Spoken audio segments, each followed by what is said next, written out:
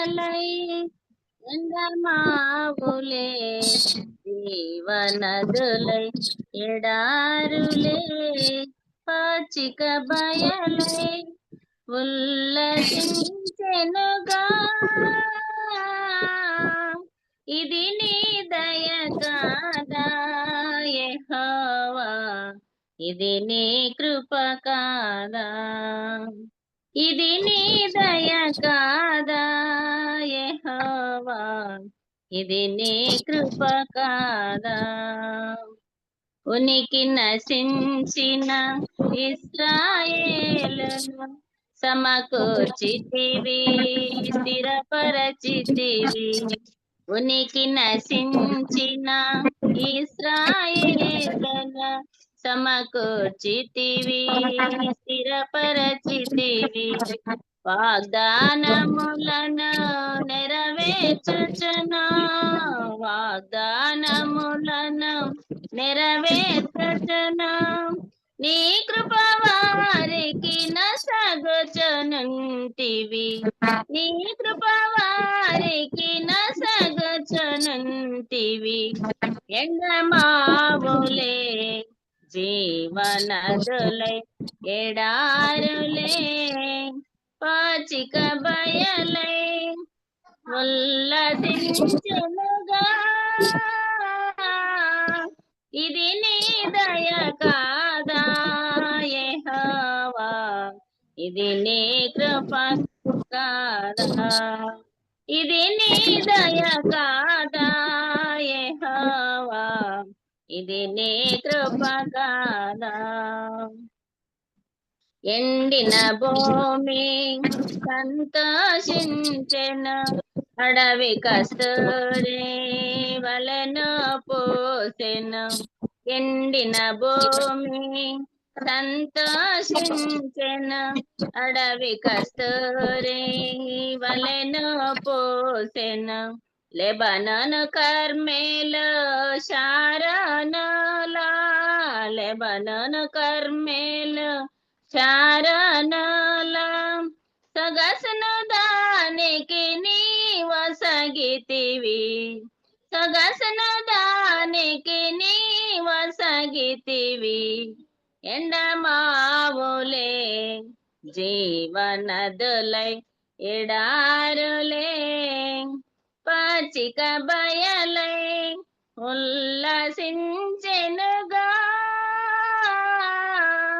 ఇది నీ దయ కాదా యెహోవా, ఇది నీ కృప కాదా, ఇది నీ దయ కాదా యెహోవా, ఇది నీ కృప కాదా. అన్నాలంటి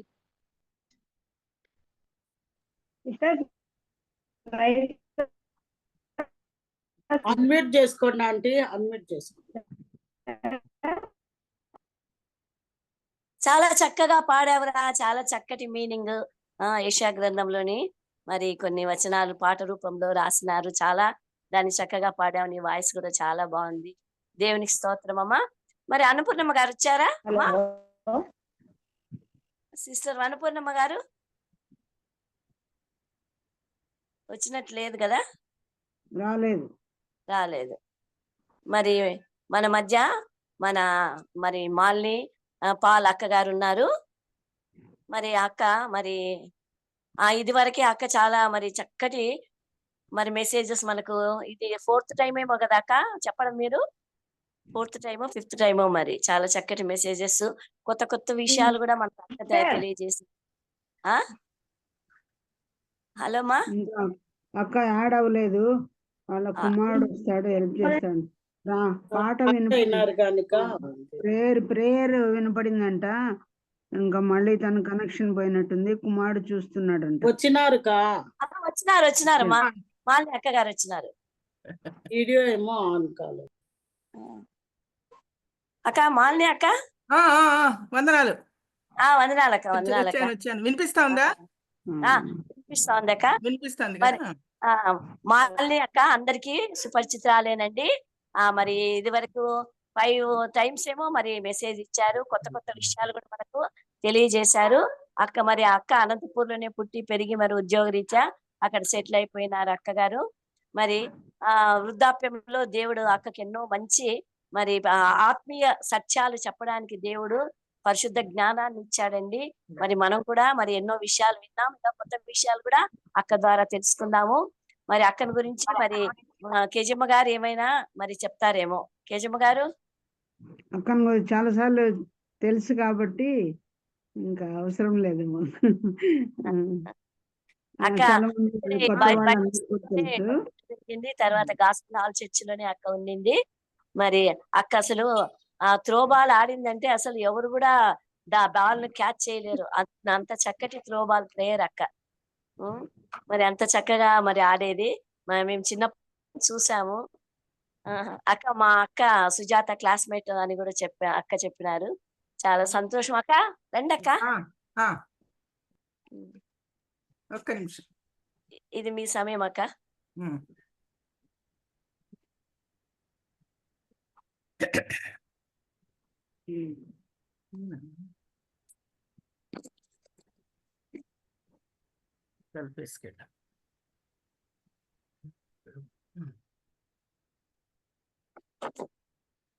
స్టార్ట్ చేయొచ్చా? వినిపిస్తా ఉందా? స్టార్ట్ చేయండి అక్క, బాగా వినిపిస్తోంది. చిన్న ప్రార్థన చేసుకుందాము.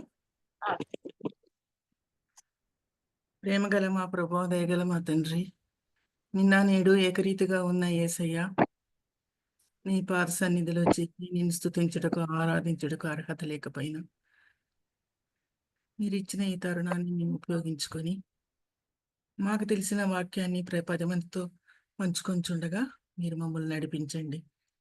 మీ సిలువ వెనుక నన్ను దాచండి. మీ బోరగా నన్ను వాడుకోండి. చెప్తున్న వాక్యము ప్రతి ఒక్కరికి అర్థమయ్యేలాగా, తర్వాత వీళ్ళు విన్నది ఇంకొకరికి చెప్పేలాగా ఆ భాగ్యాన్ని మాకు అనుగ్రహించమని, ఆద్యంతము తోడుగా ఉండమని అతి వినయంతో బ్రతిమాలి వేడుకొంచున్నాం తండ్రి. ఆమేన్.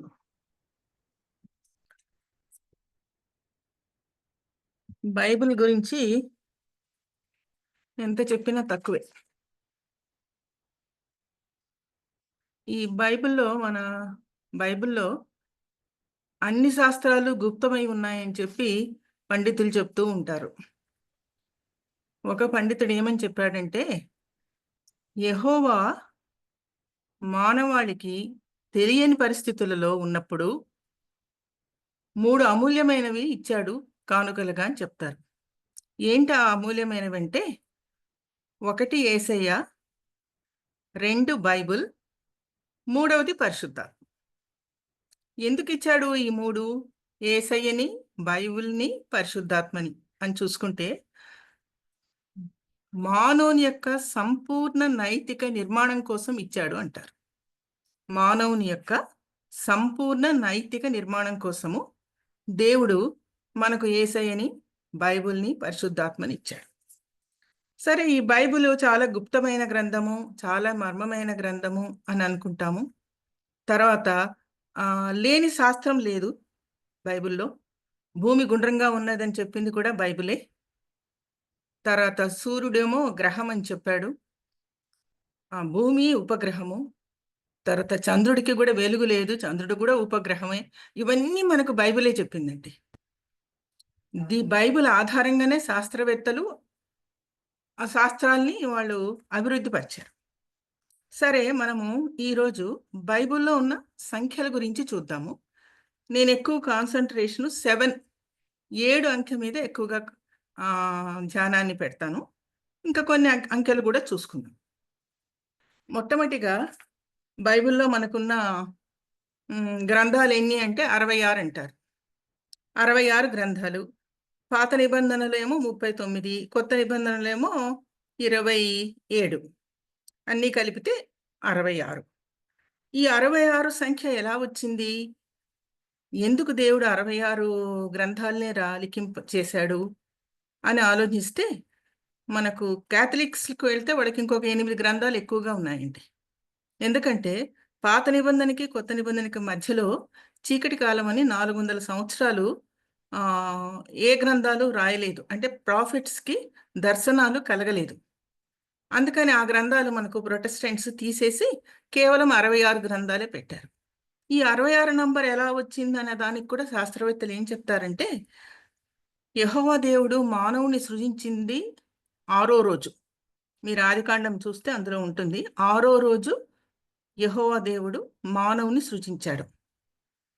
ఆ తర్వాత ఆ, యెహో యెహోవా యెహోవా దేవుడు ఏం చేశాడంటే, ప్రకటన గ్రంథం రాయిస్తున్నప్పుడు అందులో 6 ముద్రల గురించి రాశారు.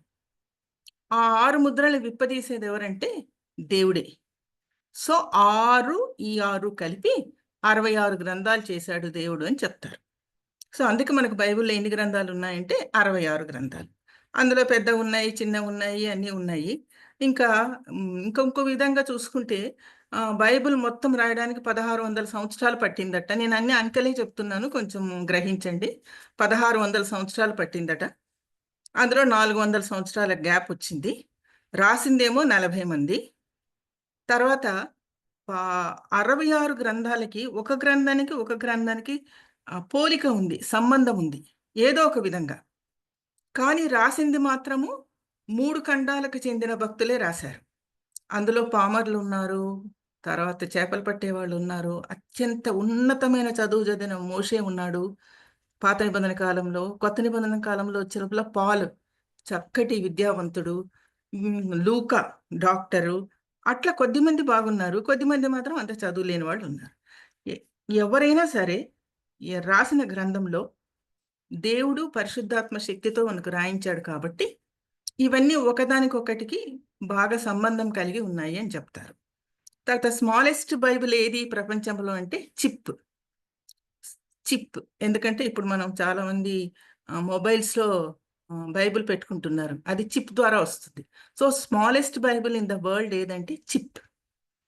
Biggest Bible in the world ఏదంటే అది అమెరికాలో ఉన్నది, వాషింగ్టన్ దీంట్లో మ్యూజియంలో 8.2 ఇంచుల థిక్నెస్ ఉంది. 8 అడుగుల 2 ఇంచుల థిక్నెస్ అంటే అంత పొడవు. బరువు ఏమో 3015 కేజీల బరువు. 8048 పలకలు ఉన్నాయి. పలకలు అంటే చెక్క మీద చెక్కారనమాట. చెక్క మీద చెక్కారు మొత్తం బైబిల్ని. ఇది ప్రపంచంలోకెల్లా బిగ్గెస్ట్ బైబిల్ అంటారు. తర్వాత బైబిల్ గ్రంథం మీకు ఏ భాషలో రాశారంటే తెలుసు అనుకుంటాను. హీబ్రూ భాషలో, అరామిక్, తర్వాత గ్రీకు భాష. ఈ 3 భాషల్లోనే బైబిల్ ఉంది, ఇంకా వేరే భాష లేదు. తర్వాత బైబిల్ యొక్క ప్రత్యేకత ఏదంటే అనేక భాషల్లో తర్జుమా చేయబడిన గ్రంథం ప్రపంచంలో ఏదీ లేదు బైబిల్ తప్ప. అనేక సార్లు ప్రింట్ చేయబడిన గ్రంథం ఏదంటే బైబిలే. అనేకులు చదివే గ్రంథం ఏదంటే బైబిలే. పామర్లు చదువుతారు, బాగా చదువుకున్న వాళ్ళు చదువుతారు, ఎవరికైనా అర్థమయ్యే గ్రంథం ఏదంటే బైబిలే అన్నమాట. సో ఇట్లాంటి విషయాలు మనము మన పిల్లలకి చెప్తూ ఉండాలి. ఎందుకంటే మన పిల్లలు అప్పుడప్పుడు కొన్ని క్వశ్చన్స్ వేస్తే దానికి జవాబు ఉండదు. మా అబ్బాయి ఒకసారి అడిగాడు, మా మనమడు, ఎర్ర సముద్రం అంటే నీళ్ళు ఎర్రగా ఉంటాయా జేజీ అన్నాడు. లేదు నాన్న అట్లా ఉండదు, ఎర్ర సముద్రం అంటే ఏంటంటే అప్పుడు ఎర్ర సముద్రం అంటే ఏంటని చెప్పాను అనమాట. మీకు తెలుసు అనుకుంటా, మనకి ఆసియాలో సరస్సులో చెరువుల్లో గుర్రపు డెక్క అని పెరుగుతుంది. పెద్ద పెద్ద ఆకులు ఉంటాయి, కింద నాచు ఉంటుంది, కాలు పెట్టామంటే జారిపోతాము. నీళ్ళు ఎంత లోతుందో ఏమో కూడా మనకు తెలియదు, అట్లా కప్పేస్తుంది అనమాట సరస్సుల్ని చెరువుల్ని. గుర్రపు డెక్క అంటారు. ఇంగ్లీష్లో అయితే వీడ్ అంటారు, WEID, వీడ్ అని అంటారు. నాకు బొటానికల్ నేమ్ ఏమో తెలియదు, నేను ఆర్ట్ స్టూడెంట్ని పక్క, నాకు తెలియదు బొటానికల్ నేము. ఇట్లాంటి గుర్రపు డెక్క ఆ కాలంలో ఎర్ర కలర్లో ఉండిందంట సముద్రం అంతా. అందుకని దానికి ఏమని పేరు వచ్చిందంటే ఎర్ర సముద్రం అని పేరు వచ్చింది. సో ఇట్లాంటి ఒక్కొక్కసారి పిల్లలు, గలీలియా కూడా అడిగాడండి మా అబ్బాయి, గలీలియా అంటే ఏ భాష అన్నాడు. అంటే నాన్న గలీలియా అంటే గ్రీకు భాష అన్నాను. హీబ్రూ అంటే ఏమి అంటే హీబ్రూ అంటే వాళ్ళు మాట్లాడే భాష అంటే సరే అంటే ఏమి అన్నాడు. సో ఇట్లాంటివి మనం తప్పనిసరిగా ఒక బుక్లో రాసి పెడితే పిల్లలకి అది తరతరాలు అదొక వీరునామాలాగా ఉంటుంది. మనకు తెలిసిన కొత్త కొత్త విషయాలన్నీ నా దేవుని సేవకులు చెప్తున్నప్పుడు రాసి పెట్టాలండి. సో గలీలియా అంటే గ్రీకు భాష. గలీలియాలో గ్రీక్ అంటే గలీలియా అంటే అర్థం ఏంటంటే రౌండ్ అని అర్థం. గుండ్రంగా ఉంటే దాన్ని గలీలియా అని పిలిచారనమాట ఆ కాలంలో. ఇప్పుడు మనం గలీలియా సముద్రం చూసినా కూడా రౌండ్గా ఉంటుంది. రాత్రుల్లో అయితే ఇంకా అందంగా కనిపిస్తుంది. చుట్టూ చిన్న చిన్న విలేజెస్ అంతా లైట్స్ వెలుగుతూ ఉంటే ఒక డైమండ్ నెక్లెస్ లాగా కనిపిస్తుంది గలీలియా. చాలా బాగుంటుంది. సరే సముద్రం అని ఎందుకు అన్నారని కూడా అడిగాడు. పిల్లలు చాలా ఈ కాలము వాళ్ళ ప్రశ్నలకి జవాబులు మనం చెప్పలేము. అది సముద్రమా అన్నాడు. మనం పోయినామే ఆ సముద్రమా అంటే, మేము ఒకసారి బే ఆఫ్ బెంగాల్ తీసుకుపోయి చూపించాం. ఇది సముద్రం అంటారు అని. అట్లా సముద్రమా ఇది కూడా అన్నాడు. కాదు. మరి సముద్రం ఎందుకు పిలుస్తున్నారు అంటే, అప్పుడు చెప్పాను సముద్రం లక్షణాలు ఉన్నాయన్నానా. సముద్రం లక్షణాలు అంటే ఏమిటి? సూర్యుడికి చంద్రునికి రెస్పాన్స్ ఇస్తుంది సముద్రము. ఆ రెస్పాన్స్ గలీలియా కూడా ఇస్తుంది. సూర్యుడు ఉదయించిన తర్వాత పైకి వచ్చేంత వరకు నీళ్లు కామ్గా ఉన్నవి. అప్పుడు అలలు వస్తాయి. మామూలుగా మనకు సరస్సులో నదుల్లో అలలు రావండి, కానీ ఇక్కడ అలలు వస్తాయి. అందుకే సముద్రం అని పిలిచారు నాన్న అని మళ్ళీ ఇంకొకటి కూడా చెప్పాను. యేసయ్య తన సేవంతా గలిలియా చుట్టే చేశాడు. గలిలియా సముద్రం ఒడ్డున ఒక చిన్న కొండ మీద కూర్చునేవాడు. గలిలియాకు అందరూ వ్యాపారం కోసం వచ్చేవాళ్ళు. వాళ్ళందరూ ఏం చేసేవాళ్ళంటే త్వరగా వ్యాపారం చేసుకొని సాయంకాలం లోపల వచ్చి కూర్చునేవాళ్ళు, రెస్ట్ చేసేవాళ్ళు. 5 గంటలు 5:30 అయ్యేంత వరకు అలలు సమసిపోవట గలిలియా సముద్రంలో. 5 తర్వాతనే పడవ వేస్తారట. 5:30, 6కి పడవలేస్తారు. అప్పుడు సముద్రం నిమ్మళంగా ఉంటుందన్నమాట, అలలు లేకుండా. అప్పుడు వాళ్ళ పల్లెలకు వాళ్ళు వెళ్ళిపోతారు. సో అట్లాగూ దేవుడు వాళ్ళు ఎప్పుడొస్తారో అప్పుడు అక్కడ వచ్చి కూర్చొని వాళ్ళకు దేవుని వాక్యం చెప్పేవాడని మనకు చరిత్ర చెప్తుంది. సో ఇట్లాంటివి మనం పిల్లలకి చెప్తే పిల్లలు బాగా ఇంట్రెస్టింగ్గా విని గలిలే గురించి బాగా తెలుసుకుంటారనమాట. ఇంకొక పాయింట్ కూడా మా పెద్ద అబ్బాయి అడిగాడండి. 5,000 మంది కూర్చున్నారు, 3,000 మంది కూర్చున్నారు అట్లా బైబిల్లో మనకుంది. రొట్టెలు ఇంతమందికి ఇచ్చారు అట్లా. మైక్ లేకుండా అంతమందికి ఎలా చెప్పినారు? చూసినారు ఎట్లాంటి డౌట్స్ వస్తాయా? మైక్ లేకుండా ఎలా చెప్పారు అని అంటే, అప్పుడు చెప్పాను, ఒక కొండ మీద కూర్చుని. ఇది నేను చెప్పడం కాదండి, శాస్త్రజ్ఞులు పరిశీలించారు. వాళ్ళు చెప్పారు, ఒక గుట్ట మీద కూర్చుంటే ఆ గుట్ట మీద వెనక నుండి గాలి వస్తుందంట. ఫోర్స్ఫుల్గా వెనక నుండి గాలి వస్తుందంట. ఆ వెనక నుండి గాలి వస్తున్నప్పుడు ఈయన మాట్లాడినప్పుడు ముందుకు పోతుందంట స్వరం. అంటే ఈజీగా ముందు కూర్చున్న వాళ్ళు వినేస్తారనమాట. అది ఎంత దూరం వరకు వెళ్తుందంటే గాలి ఫోర్స్ని పెట్టాట. గాలి 1 కిలోమీటర్ ఫోర్స్ అంటే 1 కిలోమీటర్ వరకు కూర్చున్న వాళ్ళకి వినిపిస్తుందంట. గాలి ఫోర్స్ 2 కిలోమీటర్స్ అయితే 2 కిలోమీటర్స్ వరకు కూర్చున్న వాళ్ళకి వినిపిస్తుందంట. అలా జరిగిందంట. సో అది సైన్స్ ప్రకారం చెప్పింటారు. కానీ ఆయన దేవుడు కదా నాన్న, ఆయనకు మంచి స్వరం ఉంటుంది, ఆయన చెప్పింటారు, తర్వాత ప్రజలు వినింటారు అని చెప్పారనమాట. సో అలాగే ఇట్లాంటి ప్రశ్నలు వచ్చినప్పుడు మనం తప్పనిసరిగా పిల్లలకి జవాబు చెప్తూ ఉండాలండి. సో ఇప్పుడు అంకెల్ దగ్గరికి మనం వచ్చామంటే, సో బైబిల్ చిన్నదంటే చిప్ అన్నాను, పెద్దదంటే అమెరికాలో ఉన్న గ్రంథం అని చెప్పాను. ఓకే. నంబర్ 1 చూసుకుంటే ఏకైక సృష్టికర్త యెహోవా దేవుడు తప్ప ఇంకెవరూ లేరండి. ఏకైక సృష్టికర్త. మనకు బైబిల్లో 16 పేర్లున్నాయి ఆయన మీద. యెహోవా ఎలియాస్ అని, యెహోవా సబావతు, ఏల్ ఒలాం అని, అదోనాయ్ అని, ఎల్ షద్దాయి, రాఫా, నిస్సి, అట్లా తర్వాత ఏంటి షాలేం, ఇమానియేల్, మెలెక్, ఇవన్నీ ఆయన పేర్లే, ఒక ఏకైక దేవుడు అని. తర్వాత మీకు 3 కూడా మనం ఎక్కువగా చెప్పనవసరం లేదు. 3 అనగానే మనకు త్రిత్వమై ఉన్న దేవుడు, తండ్రి, కుమార, పరిశుద్ధాత్ముడు. తర్వాత 4 సంఖ్య సృష్టికి సాదృశ్యము. 5 రొట్టెలు, 5 గాయములు, తర్వాత కృపకు. తర్వాత యేసయ్య 5 సార్లు ప్రకృతిని శాసించాడు. అంటే నీళ్ళ మీద నడవడము, తుఫాను వచ్చినప్పుడు ఆపడము, ఇవన్నీ చేశాడు కాబట్టి దీన్ని 5 సంఖ్యకు సాదృశ్యంగా చెప్తారు. ఇప్పుడు మనము ముఖ్యంగా చదువుకునేది 7. 6 సంఖ్య మానవుని సృష్టించాడు. దేవుడు మానవుని సృష్టించింది 6వ రోజు. అన్నీ సృష్టించేసేసి 7వ రోజు యెహోవా దేవుడు ఏం చేసుకున్నాడంటే విశ్రాంతి తీసుకున్నాడు. సో ఆ రోజు ఏమీ చేయలేదు, విశ్రాంతి తీసుకున్నాడు. అది సంపూర్ణ సంఖ్య అని చెప్పారు. 6 ఏళ్ల 42. యేసయ్య పుట్టింది 42వ తరములో అని చెప్తారు. 6 ఏళ్ల 42. యేసయ్య పుట్టింది 42వ తరం. మత్తయి 1వ అధ్యాయం చూస్తే మీకు ఇది అర్థమవుతుంది. ఎందుకంటే యేసయ్య వంశావళి అబ్రహాం నుండి చెప్పారు. అబ్రహాము నుండి దావీదు వరకు 14 తరాలు. దావీదు నుండి వీళ్ళు చెరలోకి వెళ్ళిపోయిన వరకు 14 తరాలు, చెరలో నుండి వచ్చిన తర్వాత యేసయ్య పుట్టిన తారీఖు 14 తరాలు. సో 3 14లు కలిపితే 42. సో యేసయ్య పుట్టింది 42వ తరంలో అని చెప్తారన్నమాట. సో ఈ 6, 7కి అంత సంబంధం ఉంది. 6 మానవుడు సృష్టించింది, 7 దేవుడు విశ్రాంతి తీసుకుంది. 42 అంటే 6 ఏళ్ల 42 అంటే దేవుడు దేవుని యొక్క తరం, దేవుడు ఆ తరములో జన్మించాడు, 42వ తరం. మీరు మత్తయి చదివితే మీకు తెలుస్తుంది. అబ్రహాము ఇస్సాకును కనెను, ఇస్సాకు యాకోబును కనెను, అట్లా వరుస కనెను కనెను కనెను అని వస్తుంది. లాస్ట్కి వచ్చే లోపల మరియమ్మ గర్భములో యేసుక్రీస్తు జన్మించను అంటుంది. సరే, ఇప్పుడు 7 సంఖ్య గురించి చూద్దాము. బైబుల్ పండితులను అనుసరించి నేను చెప్పేదంతా నాదేం లేదు. ఇక్కడ 7 యుగాలు ఉన్నాయని చెప్తారు. మొట్టమొదటి ఒక 30 దాకా ఉన్నాయి 7 యొక్క ప్రాధాన్యత. ఇది మొట్టమొదటిది రాసుకోండి. యుగములు, 7 యుగములు, అన్ని 7 అని ఉంటాయి యుగములు. ఫస్ట్ యుగం ఏంటంటే నిష్పాప యుగము. నిష్పాప యుగము, నిష్పాప యుగము.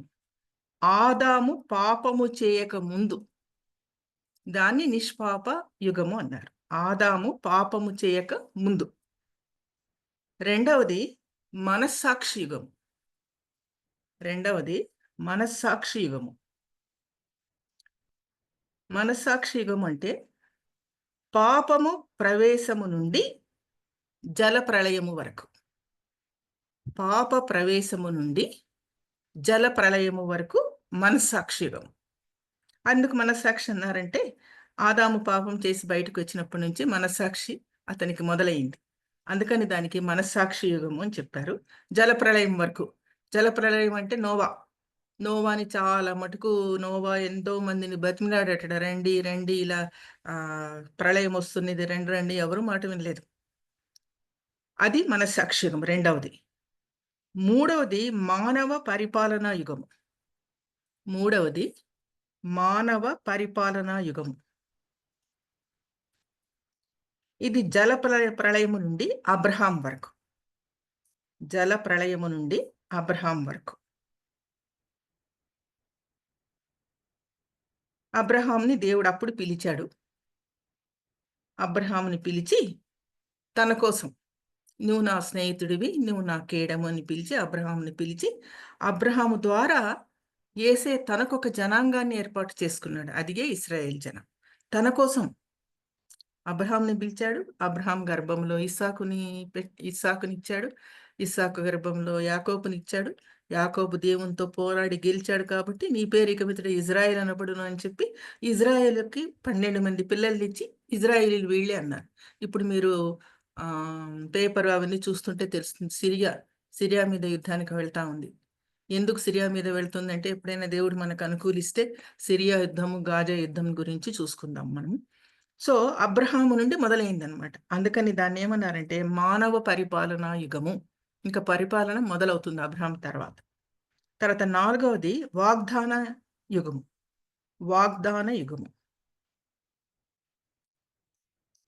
ఇది ఎక్కడి నుంచి ఎంతవరకు అంటే అబ్రహాము నుండి ధర్మశాస్త్రం వచ్చే వరకు. అబ్రహాము నుండి ధర్మశాస్త్రం వచ్చేంత వరకు.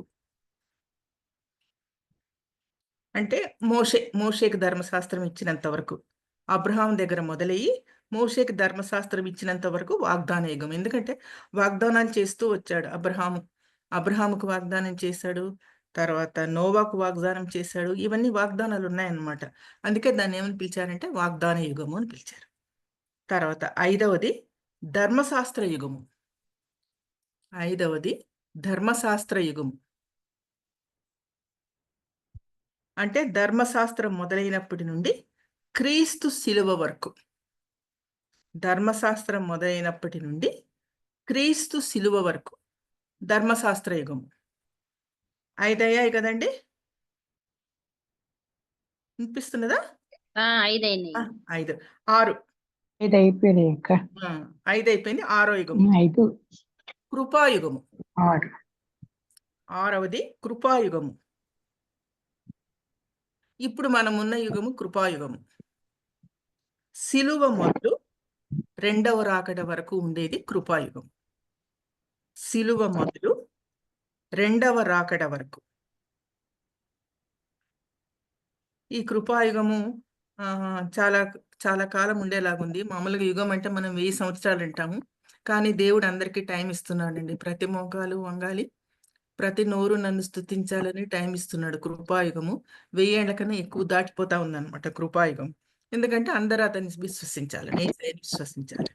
తర్వాత లాస్ట్ది విశ్రాంతి యుగం. 7వది విశ్రాంతి యుగం.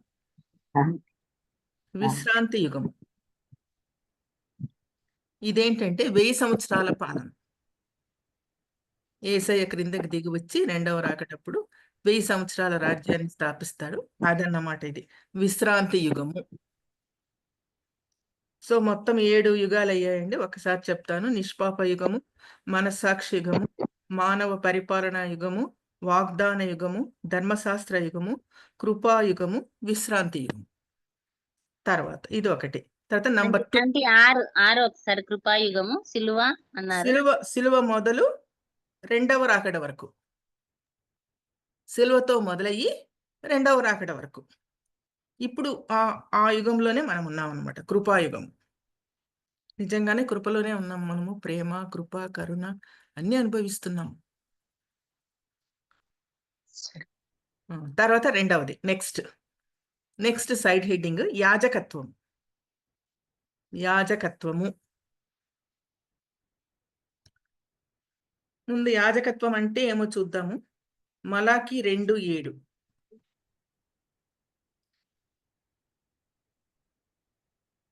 మలాకి 2:7 చదువుతారా ఎవరైనా ఒకసారి? యాజకులు సైన్యములకు అధిపతి యెహోవా దూతలు గనుక జనులు వారి నోట ధర్మశాస్త్ర విధులను నేర్చుకొందరు. వారు జ్ఞానమును బట్టి బోధింపవలెను.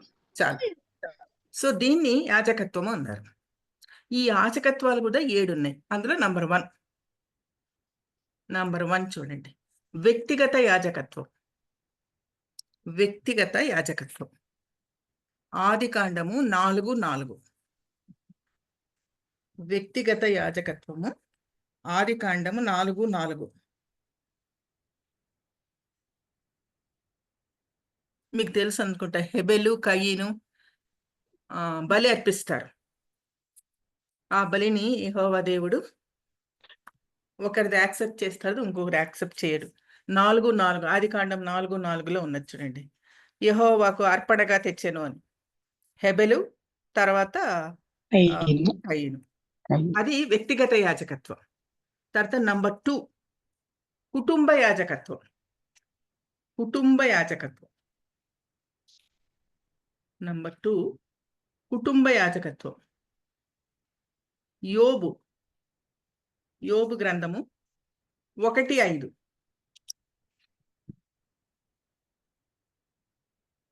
యోబు గ్రంథము 1:5.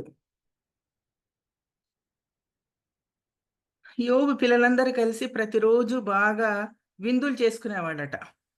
ఈ విందులు చేసుకున్నప్పుడు ఏమైనా దేవుని దూషించారేమో, ఏమన్నా అపవిత్రపరిచారేమో అని భయపడి యోబు ప్రతిరోజు కుటుంబం కోసము యాజకత్వం చేసేవాడట, బలి అర్పించేవాడండి, దహన బలి.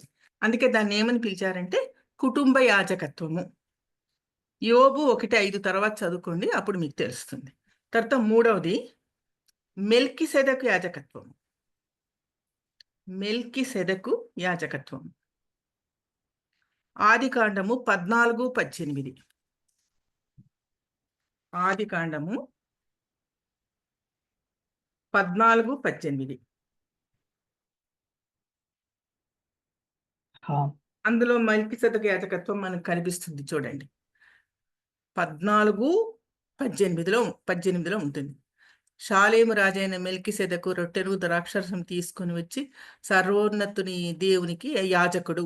అతడు సర్వోన్నతుడు దేవునికి యాజకుడు. సో అక్కడ యాజకత్వం చేశాడు ఆయన మెల్కీసెదెకు. మెల్కీసెదెక్ అంటే మెలెక్ అంటే రాజు అని అర్థము, సెదెక్ అంటే నీతి అని అర్థం, నీతికి రాజు. మెల్కీసెదెక్ అంటే అర్థము నీతికి రాజు అని అర్థం. తర్వాత 4వది సామాజిక యాజకత్వం. సామాజిక యాజకత్వం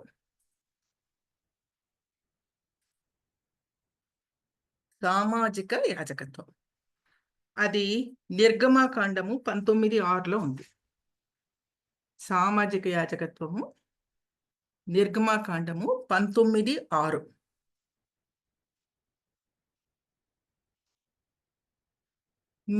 మీరు నాకు యాజక రూపమైన రాజ్యముగాను పరిశుద్ధమైన జనముగాను ఉందురని చెప్పుము అని అంటారు. సో అది దాన్ని సామాజిక యాజకత్వం అని పిలిచారు. తర్వాత నెక్స్ట్ది అహరోన్ యాజకత్వం. అహరోన్ యాజకత్వం మీకు తెలుసు కదా, మనకు మొట్టమొదటిగా ఉన్న యాజకుడు అహరోని. మోషే అతన్ని అభిషేకించి అహరోని యాజకుడిగా చేశాడు. ఈయనొక్కడే అతి పరిశుద్ధ స్థలంలో వెళ్ళడానికి అర్హుడు.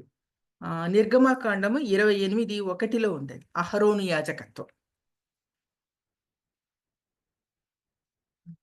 నెక్స్ట్ ఆరవది క్రొత్త నిబంధన యాజకత్వం. క్రొత్త నిబంధన యాజకత్వం ఇది ప్రకటన 1:6లో ఉందండి. క్రొత్త నిబంధన యాజకత్వము ప్రకటన 1:6 చదవమంటారా? మనల్ని ప్రేమించుచు తన రక్తం వలన మన పాపముల నుండి మనల్ని విడిపించిన మహిమయు ప్రభావమును యుగయుగములు కలుగునుగాక. ఆమెన్. ఆయన మనలను తన తండ్రియగు దేవునికి ఒక రాజ్యముగాను యాజకులుగాను చేశారు. అది క్రొత్త నిబంధన యాజకత్వం. ప్రకటన 1:6. ఇంకా లాస్ట్ది 1000 సంవత్సరాల పాలనలో యాజకత్వం. 1000 సంవత్సరాల పాలనలో యాజకత్వం. అది ప్రకటన 26. ప్రకటన 26లో ఉంది. ఈ మొదటి పునరుత్థానంలో పాలుగలవారు ధన్యులు, పరిశుద్ధులనై ఉందురు. ఇటు వారి మీద రెండవ మరణంకు అధికారం లేదు. వీరు దేవునికిని క్రీస్తుకును యాజకులై ఉందురు. ఇది 1000 సంవత్సరముల పాలన యాజకత్వం. మరొకసారి చదువుతాను, ఒకసారి చూసుకోండి. 1 వ్యక్తిగత యాజకత్వము, ఆదికాండం 4:4, కుటుంబ యాజకత్వము యోబు 1:5, మెల్కిసెదెకు యాజకత్వము ఆదికాండం 14:18, సామాజిక యాజకత్వం 19:6 నిర్గమ, అహరోను యాజకత్వము నిర్గమ 28:1, క్రొత్త నిబంధన యాజకత్వం ప్రకటన 1:6, 1000 సంవత్సరాల పాలనలో యాజకత్వము ప్రకటన 26. నెక్స్ట్ నంబర్ 3 సప్త గుణాలు. నంబర్ 3 సప్త గుణాలు. యెషయా 11:2. యెషయా 11:2.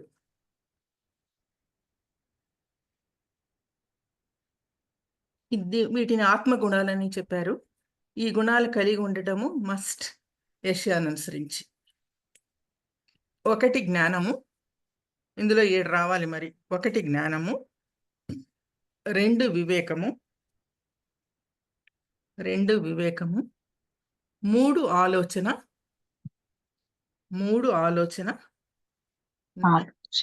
4 బలము,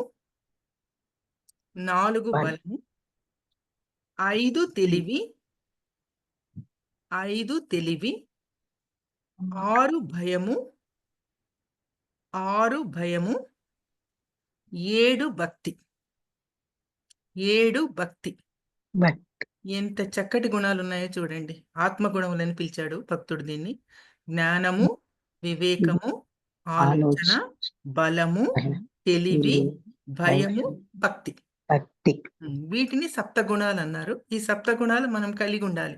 లేకపోయినా ఇప్పుడు డెవలప్ చేసుకుని తప్పనిసరిగా ఈ గుణాలు కలిగి ఉంటే మనకు అది ఆశీర్వాదం. తర్వాత నెక్స్ట్ 4 కరెక్టేనా?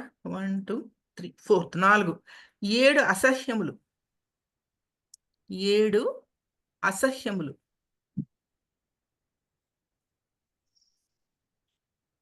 సామెతలు 6:16. సామెతలు 6:16. నేను చెప్పేస్తాను, మీరు రాసుకోండి. 1 అహంకార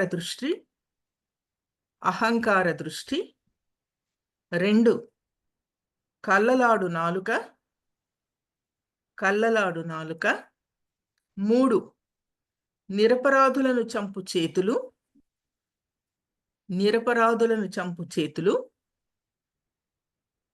4 దురాలోచనలు యోచించే హృదయము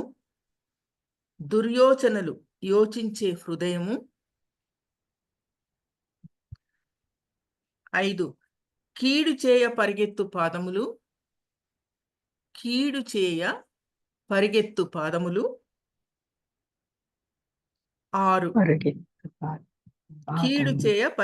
పాదములు 6 అబద్ధ సాక్షి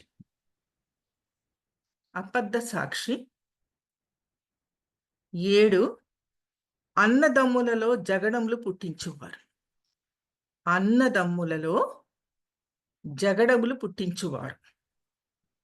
మరొకసారి చదువుతాను. 1 అహంకార దృష్టి, 2 కళ్ళలాడు నాలుక, 3 నిరపరాధులను చంపు చేతులు, 4 దుర్యోచనలు యోచించే హృదయము, 5 కీడు చేయ పరిగెత్తు పాదములు, 6 అబద్ధ సాక్షి, 7 అన్నదమ్ములలో జగడములు పుట్టించువారు. 7 అసహ్యాలు.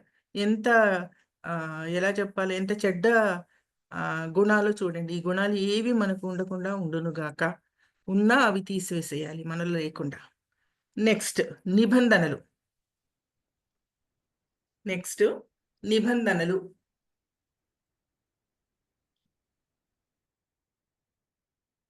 మొదటి నిబంధన ఆదాముతో చేసిన నిబంధన. యెహోవా దేవుడు ఆదాముతో చేసిన నిబంధన మనకది ఆదికాండం 2:15 ఉంటుందండి. ఆదికాండం 2:15.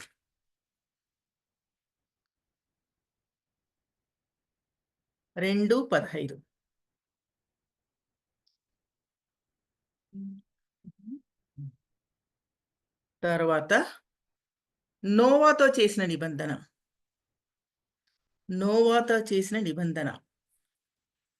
రెండవది నోవాతో చేసిన నిబంధన.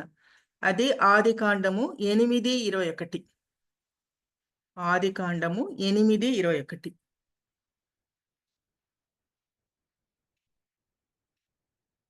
నెక్స్ట్ అబ్రహాముతో చేసిన నిబంధన.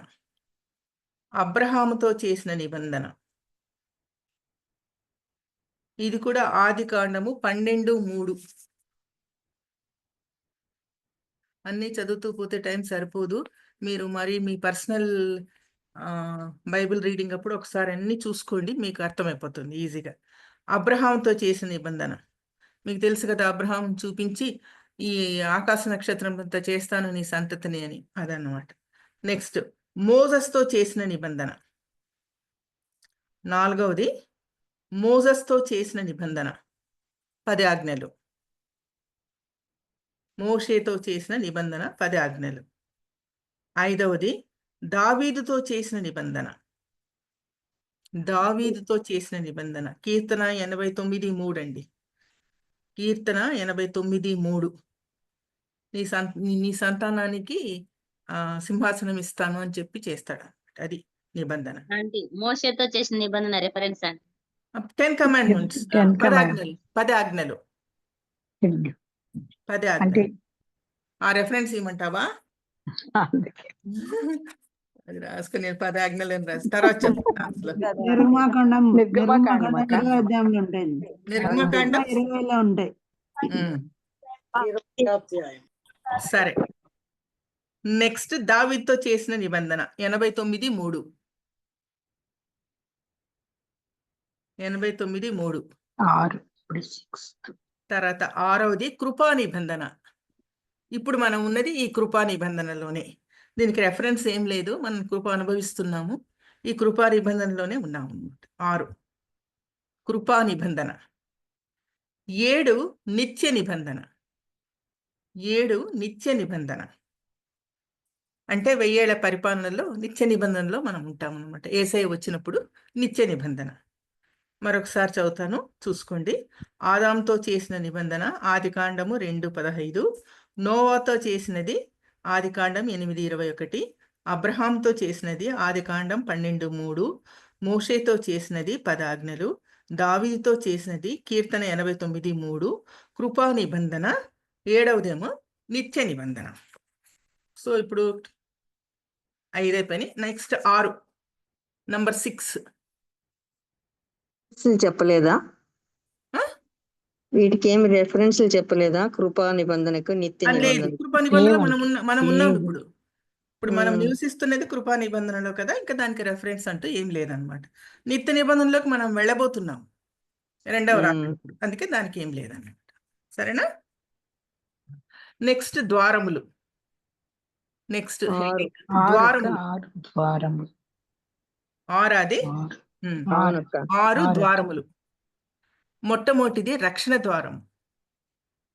మొట్టమొదటిది రక్షణ ద్వారం. మత్తయి 7:21. మత్తయి 7:21. జస్ట్ ఒక సెంటెన్స్ లాగా ఉంటుంది, అది చదివితే మనకు అర్థమవుతుంది. ఒకటి మీకు వినిపించమంటే వినిపిస్తాను నేను. మత్తయి 7:21. మనం పర్సనల్ ధ్యానంలో చూసుకోవచ్చు. చూసుకోలేదు, టైం సరిపోదు, అందుకని నేను కొంచెం స్పీడ్గా వెళ్తున్నాను. సరేనా? నెక్స్ట్ పరలోక ద్వారము. పరలోక ద్వారము. నెక్స్ట్ పరలోక ద్వారము, అది ప్రకటన 4:1. ప్రకటన 4:1 పరలోక ద్వారం. ఇదొక్కటి చదువుతాను చూడండి. ఈ సంగతులు జరిగిన తర్వాత నేను చూడగా అదిగో పరలోకమందు ఒక తలుపు తెరవబడి ఉండెను. యోహాన్ చెప్తాడు ఈ విషయం. పరలోక ద్వారం, ప్రకటన 4:1. తర్వాత సహవాస ద్వారం. సహవాస ద్వారము. సహవాస ద్వారము, ఇదేమో 3:20. ప్రకటన 3:20 సహవాస ద్వారము.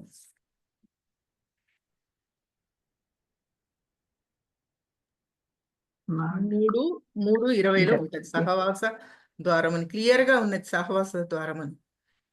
ఇదిగో నేను తలుపు నద్దండి నిలిచి తట్టుచున్నాను, ఎవడైనా నా స్వరం విని తలుపు తీసిన ఎడల నేను అతని యొద్దకు వచ్చి అతనితో నేనును నాతో కూడా అతడును భోజనము చేయదుము. సహవాసం చేయడం అన్నమాట, అది సహవాస ద్వారం.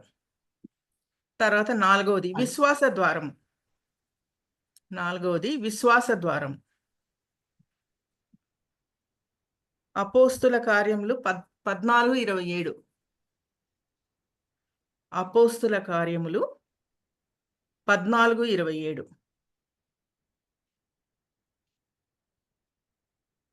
తర్వాత 5వది గొప్ప ద్వారము. గొప్ప ద్వారము, 1 కొరింథీ 16:9.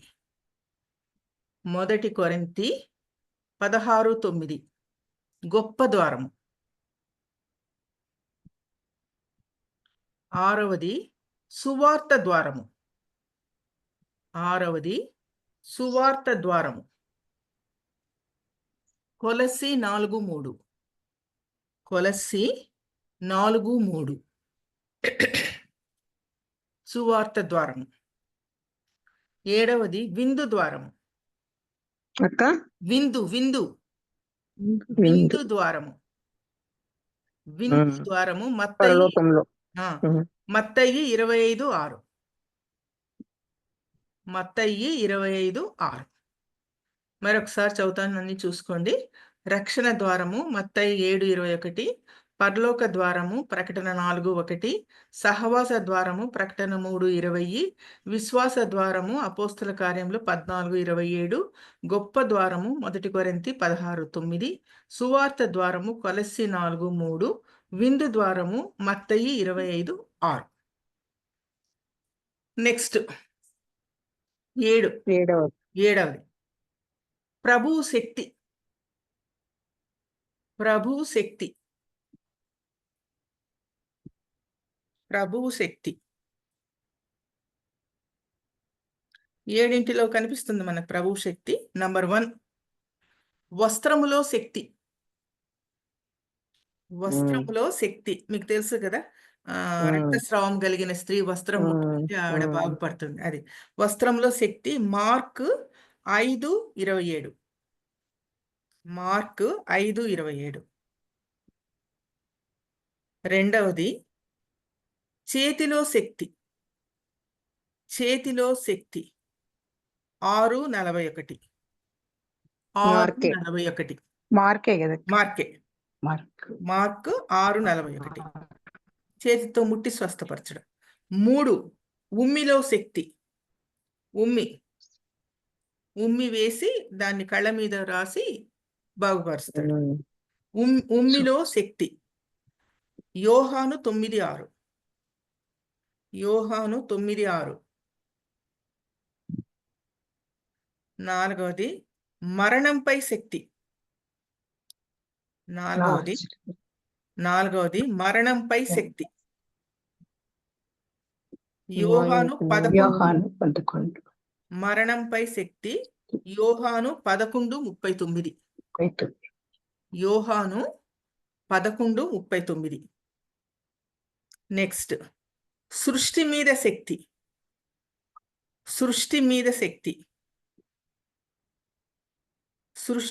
శక్తి మత్తయి 14:32 మత్తయి 14:32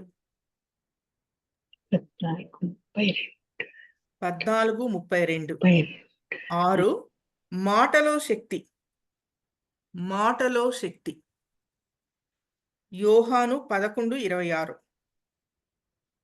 మాటలో శక్తి మాట మాత్రం సెలవిమ్ము అంటాడు, అందుకే మాటలో శక్తి యోహాను 11:26. 7వది చూపులో శక్తి యోహాను 2:7 ఒకసారి చదువుతాను చూసుకోండి. వస్త్రములో శక్తి మార్కు 5:27 చేతిలో శక్తి మార్కు 6:41 ఉమ్మిలో శక్తి యోహాను 9:6 మరణంపై శక్తి యోహాను 11:39 సృష్టి మీద శక్తి మత్తయి 14:32 మాటలో శక్తి యోహాను 11:26 చూపులో శక్తి యోహాను 2:7. ఓకే, నెక్స్ట్ 8వది తీర్పులు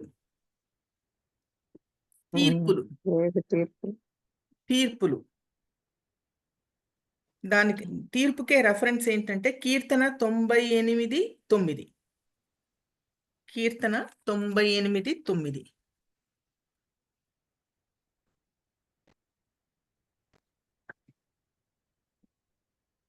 కీర్తన 98:9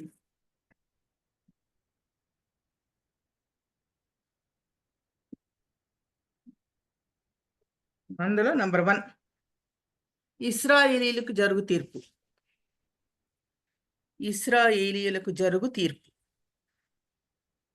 వాళ్ళ తీర్పు వేరుగా ఉంటుందండి, మన తీర్పు వేరుగా ఉంటుంది. ఇశ్రాయేలీయులకు ప్రత్యేకంగా ఉంటుంది, అందుకే అది ఇశ్రాయేలీయులకు జరుగు తీర్పు అన్నారు.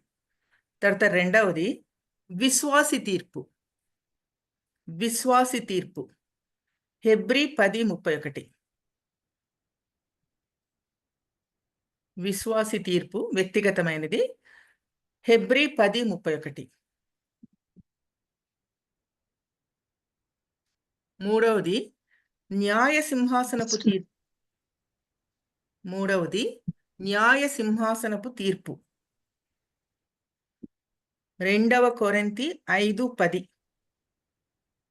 న్యాయ సింహాసనపు తీర్పు 2 కొరింథీ 5:10. 4వది మహిమగల సింహాసనపు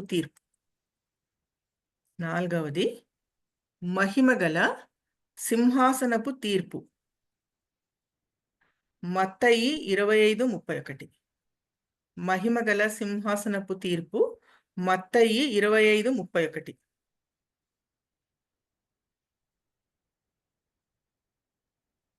5వది దేవదూతలకు జరుగు తీర్పు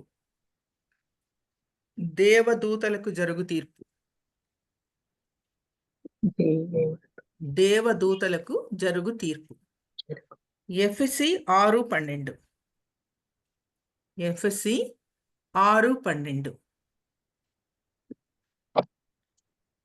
తర్వాత 6వది ధవళ సింహాసనపు తీర్పు ధవళ సింహాసనపు తీర్పు. ప్రకటన 20:11. ప్రకటన 20:11.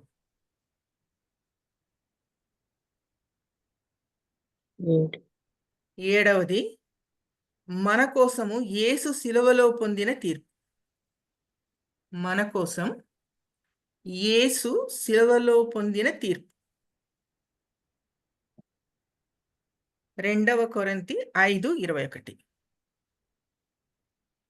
2 కొరింథీ 5:21. ఇశ్రాయేలీయులకు జరుగు తీర్పు రెఫరెన్స్ లేదు కదక. లేదు. నంబర్ 1 ఇశ్రాయేలుకు జరుగు తీర్పు. 2 విశ్వాసి తీర్పు హెబ్రీ 10:31. న్యాయ సింహాసనపు తీర్పు 2 కొరింథీ 5:10. మహిమగల సింహాసనపు తీర్పు మత్తయి 25:31. దేవదూతలకు జరుగు తీర్పు ఎఫెసీ 6:12. ధవళ సింహాసనపు తీర్పు ప్రకటన 20:11.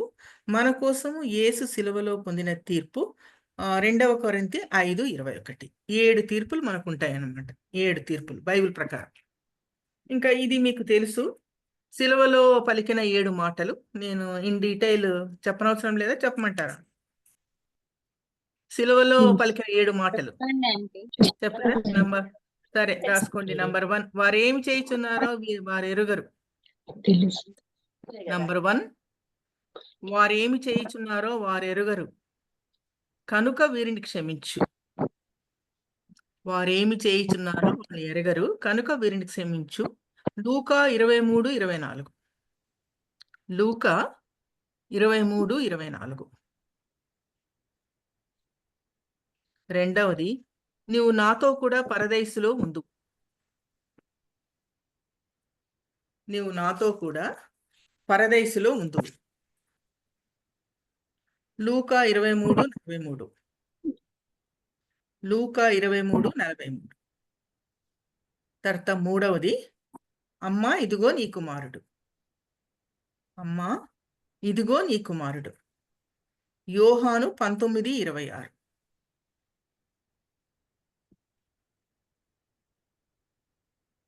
నాలుగవది నా దేవా నా దేవా నా చేయి ఎందుకు విడిచితివి.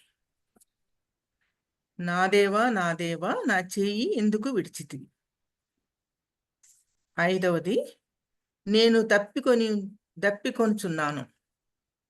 నేను రిఫరెన్స్ ఆంటీ. నా దేవా నా దేవా దప్పికొనుచున్నాను. reference. ఇవన్నీ లూకా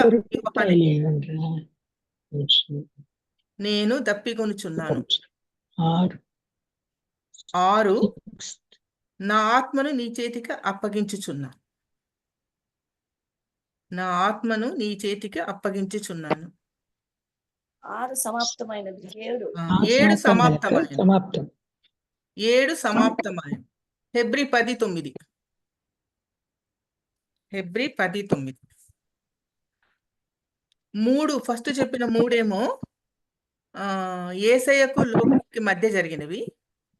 4, 5, 6 యేసయ్యకు యెహోవా దేవునికి మధ్య జరిగినది. 7వదేమో ప్రాఫెసీ.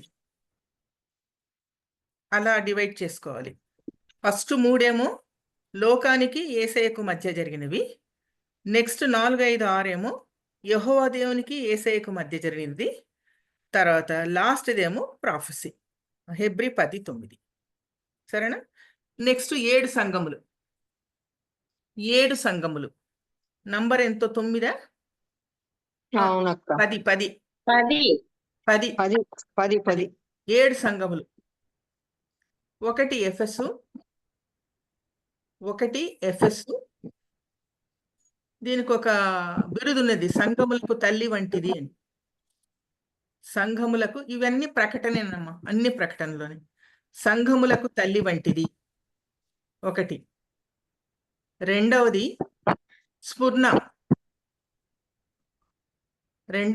స్ఫుర్ణ. ఆసియాకు మకుటము దాని బిరుదు. ఆసియాకు మకుటము. ఆసియాకు మకుటము.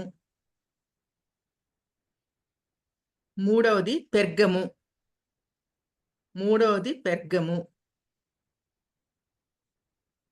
పెర్గం అంటే దుర్గము.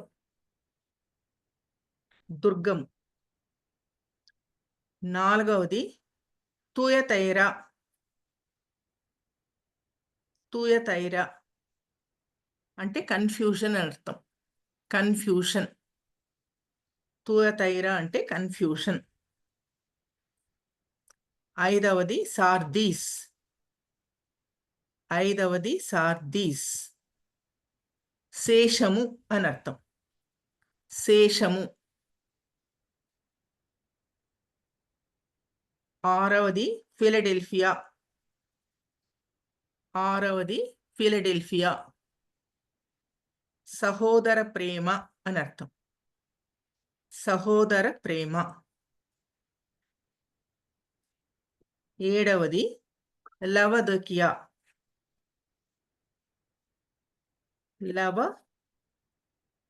లవదకియా అంటే శీతోష్ణ స్థితి అని అర్థం.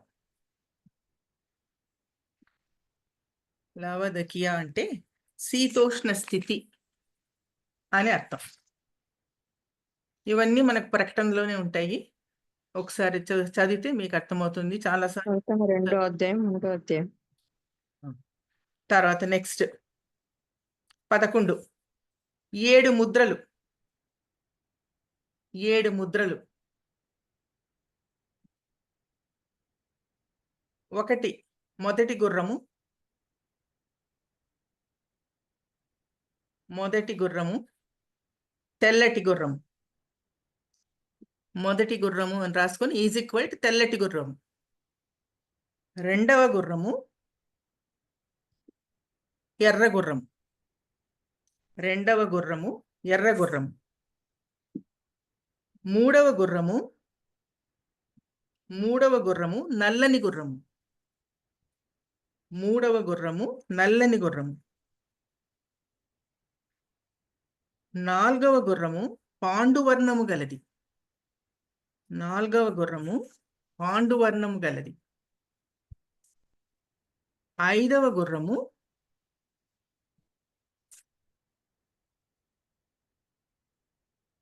హతసాక్షుల ఆక్రందన.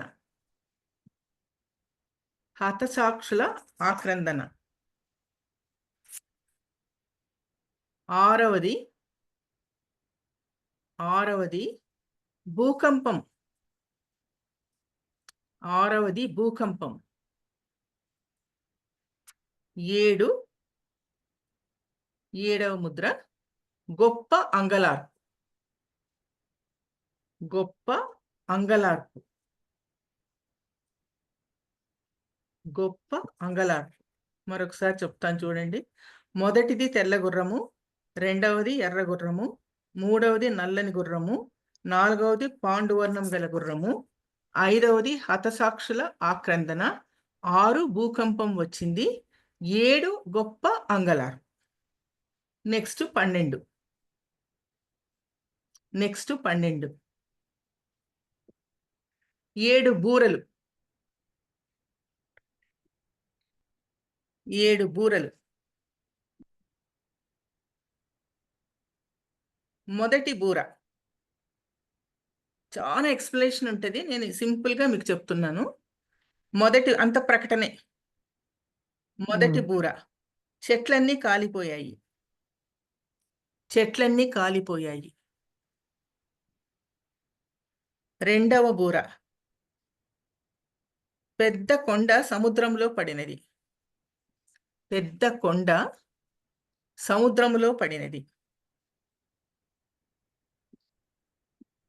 మూడవ బూర నక్షత్రం రాలినది. మూడవ బూర నక్షత్రం రాలినది. నాలుగవ బూర సూర్య చంద్ర నక్షత్రములు చీకటి ఆయను. నాలుగవ బూర సూర్య చంద్ర నక్షత్రములు చీకటి ఆయను. సూర్య చంద్ర నక్షత్రములు చీకటి ఆయన. ఐదవ బూర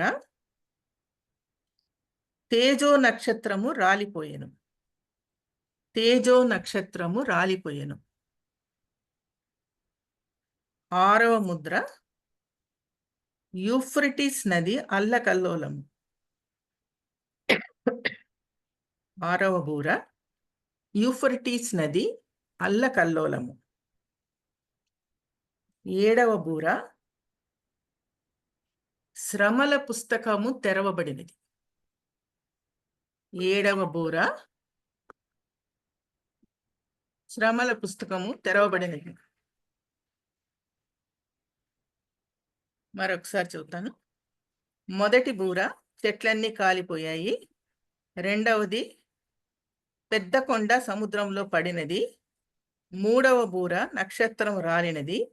4వ బూర సూర్యచంద్ర నక్షత్రములు చీకటి ఆయను. 5వ బూర తేజో నక్షత్రము రాలిపోతుంది. 6వ బూర యూఫ్రటీస్ నది అల్లకల్లోలము. 7వ బూర శ్రమల పుస్తకము తెరవబడినది. అవి 7 బూరలు. నెక్స్ట్ 7 దూతలు. 13వది 7 దూతలు.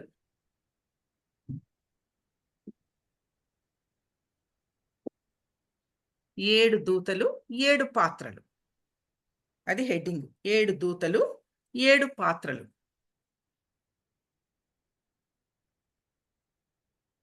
మొదటి పాత్ర నంబర్ 1. చెడ్డ పుండ్లు పుట్టెను. మొదటి పాత్ర చెడ్డ పుండ్లు పుట్టెను.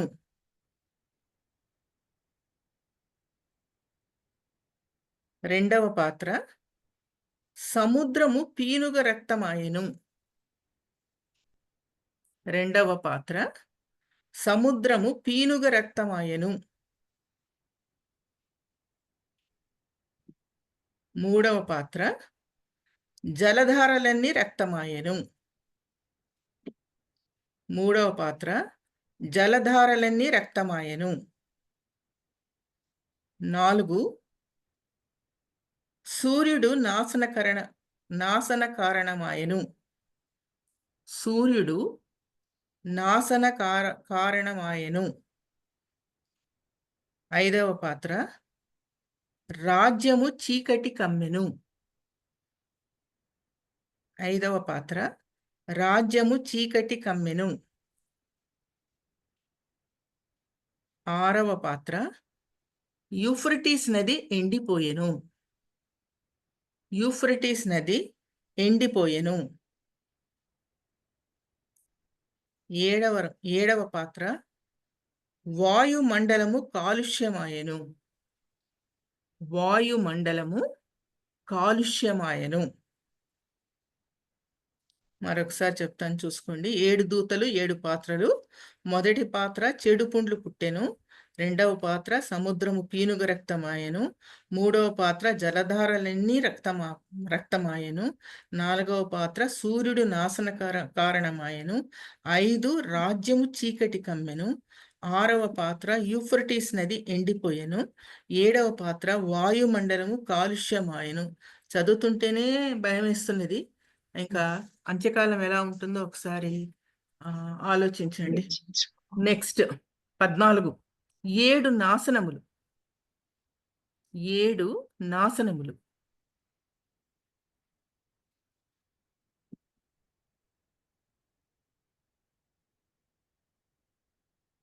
అందులో 1 మతపరమైనవన్నీ నాశనం. మతపరమైనవన్నీ నాశనం. అది 17వ అధ్యాయంలో ఉంటుంది. ప్రకటన 17వ అధ్యాయం. మతపరమైనవన్నీ నాశనం.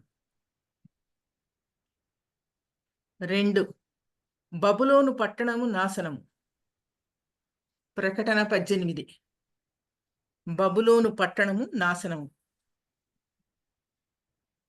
3 క్రీస్తు విరోధి అబద్ధ ప్రవక్తల నాశనం. క్రీస్తు విరోధి అబద్ధ ప్రవక్తల నాశనము. ప్రకటన 19:20. ప్రకటన 19:20. 4 గుర్రముల మీద కూర్చున్న కడమవారు నాశనం. గుర్రముల మీద కూర్చున్న కడమవారు నాశనం. ప్రకటన 19:21. ప్రకటన 19:21. 5 గోగు మాగోగు నాశనం. గోగు మాగోగు నాశనం. ప్రకటన 29. ప్రకటన 29. 6 అపవాది నాశనము. 6 అపవాది నాశనము. ప్రకటన 20:10. 7 పాపుల నాశనం. 7 పాపుల నాశనం. మరొకసారి చూసుకోండి. 1 మతపరమైనవన్నీ నాశనము. ప్రకటన 17 అధ్యాయము. 2 బబులోను పట్టణం నాశనము. 18:2 ప్రకటన. 3 క్రీస్తు విరోధి అబద్ధ ప్రవక్తల నాశనము. ప్రకటన 19:20. గుర్రముల మీద కూర్చున్న కడమవారు నాశనము. ప్రకటన 19:21.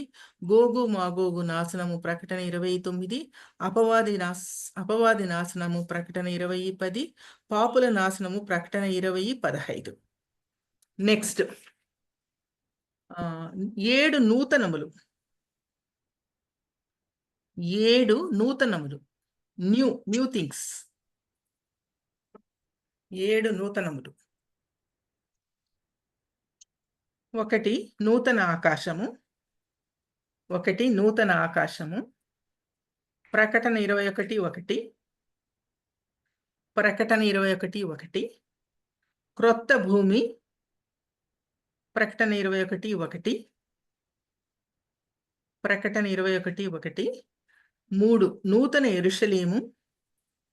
నూతన యెరూషలేము. 21:2. 21:2. నూతన జనములు. 21:24. 21:24. ప్రకటనే, అన్ని ప్రకటనే. 5 నూతన సింహాసనము.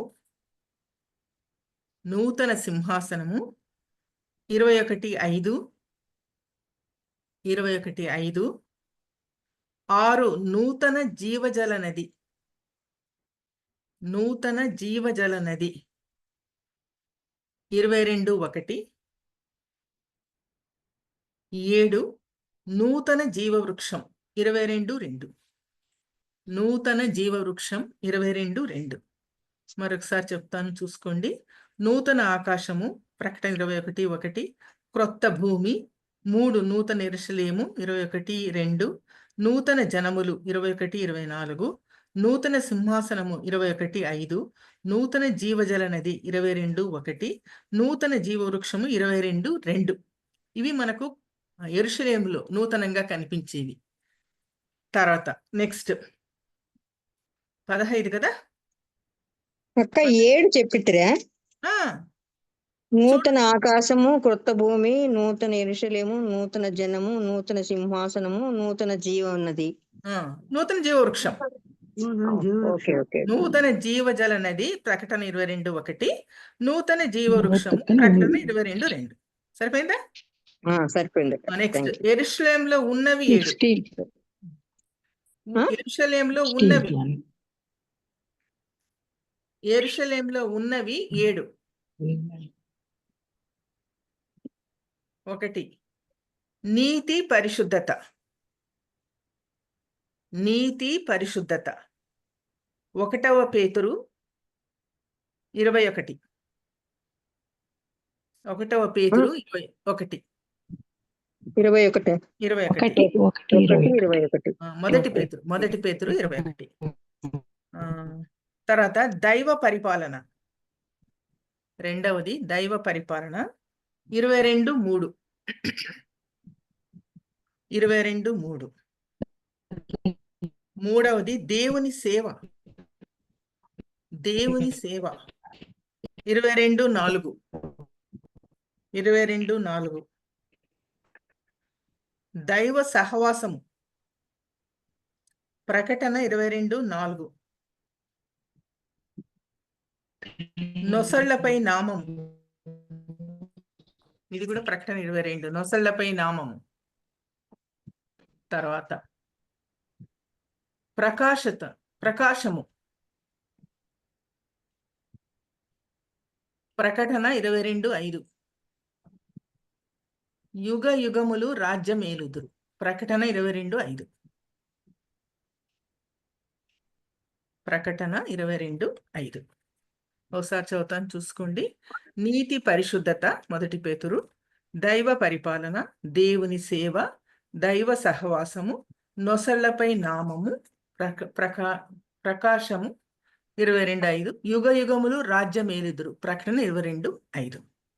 నెక్స్ట్, యెరూషలేములో లేనివి.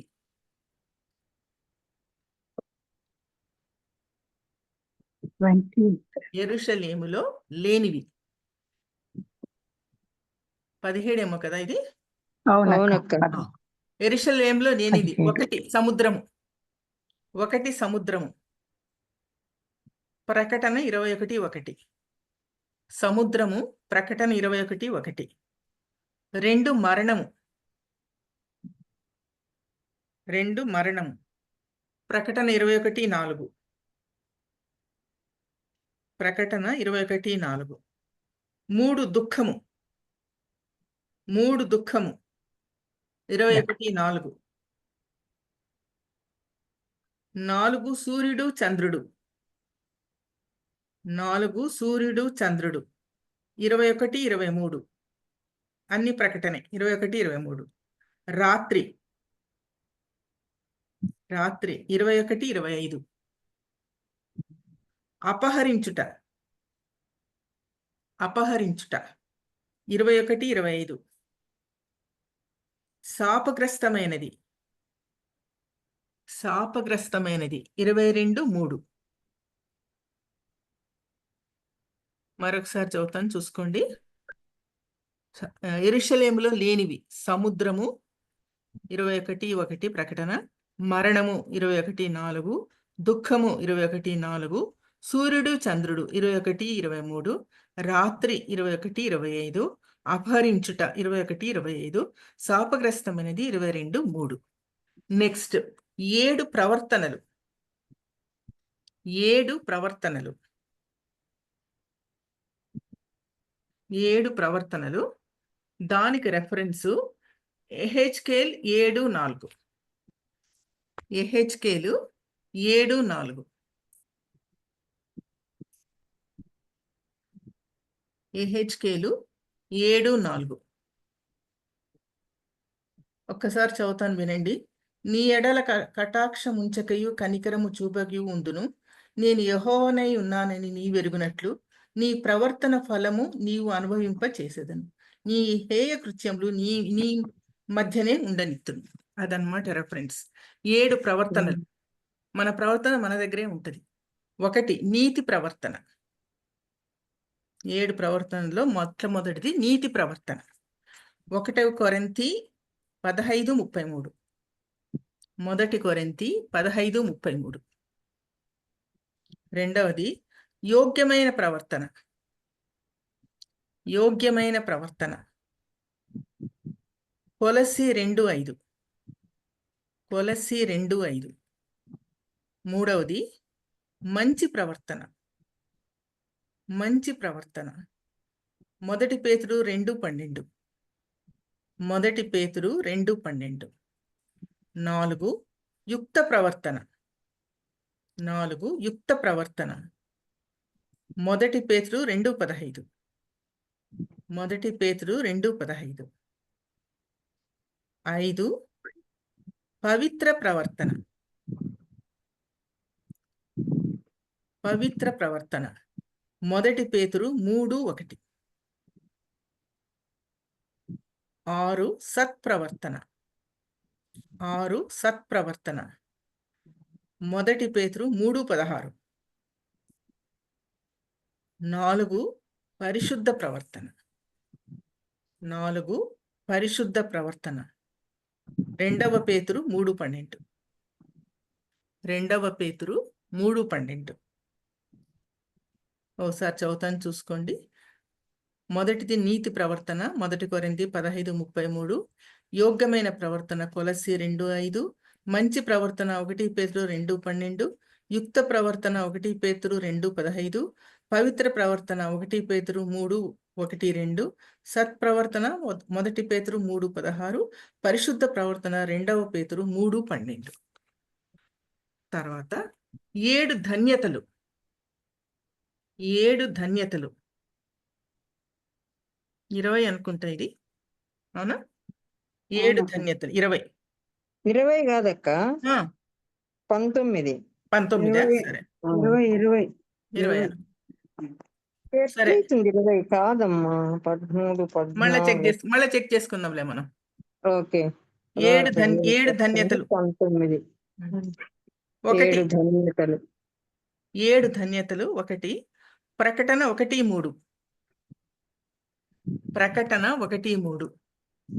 వాక్యము చదివి గైకొనువారు ధన్యులు. వాక్యము చదివి గైకొనువారు ధన్యులు. 14, 13 ఇవన్నీ ప్రకటనే. 14, 13 ప్రభువునందు మృతులైన వారు ధన్యులు. ప్రభువునందు మృతులైన వారు ధన్యులు. 16 వస్త్రము కాపాడుకొనువాడు ధన్యుడు.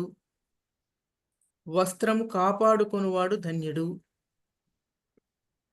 19:9 గొర్రె పిల్ల విందుకు పిలువబడిన వారు ధన్యులు. గొర్రె పిల్ల విందుకు పిలువబడిన వారు ధన్యులు. 26 మొదటి పునరుత్థానములో పాలు కలవారు ధన్యులు. మొదటి పునరుత్థానములో పాలు కలవారు ధన్యులు. 22:7 ప్రవచన వాక్యము గైకొనువారు ధన్యులు. ప్రవచన వాక్యము గైకొనువారు ధన్యులు. 22:14 వస్త్రము ఉతుకుకొనువారు ధన్యులు. వస్త్రము ఉతుకుకొనువారు ధన్యులు. మరొకసారి చదువుతాను, చూసుకోండి. ప్రకటన 1:3 వాక్యము చదివి గైకొనువారు ధన్యులు. 14:3 ప్రభువునందు మృతులైన వారు ధన్యులు. 16 వస్త్రం కాపాడుకొనువాడు ధన్యుడు. 19:9 గొర్రెపిల్ల విందుకు పిలువబడిన వారు ధన్యులు. 26 మొదటి పునరుత్థానంలో పాలుగలవారు ధన్యులు. 22:7 ప్రవచన వాక్యం గైకొనువారు ధన్యులు. 22:14 వస్త్రం ఉదుపుకొనువారు ధన్యులు. నెక్స్ట్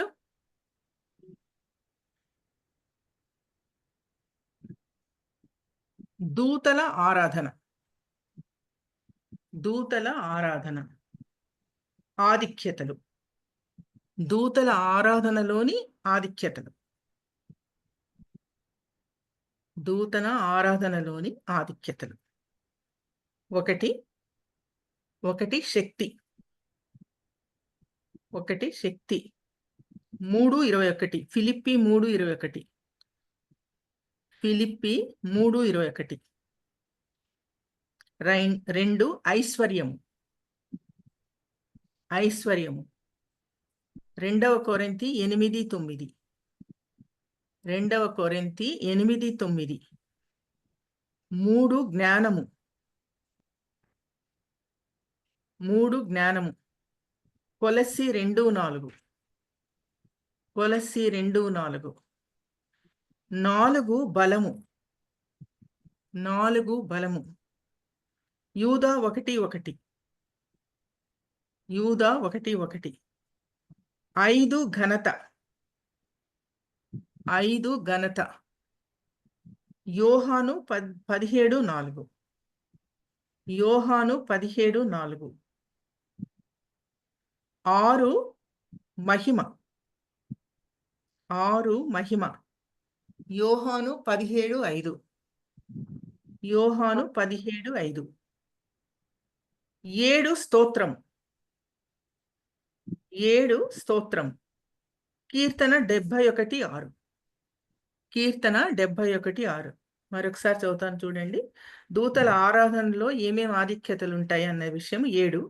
శక్తి ఫిలిప్పి 3:21, ఐశ్వర్యము 2 కొరింథీ 8:9, జ్ఞానము కొలస్సీ 2:4, బలము యూదా 1:1, ఘనత యోహాను 17:4, మహిమ యోహాను 17:5, స్తోత్రము కీర్తన 71:6. తర్వాత నెక్స్ట్ పరిశుద్ధ స్నానములు. పరిశుద్ధ స్నానములు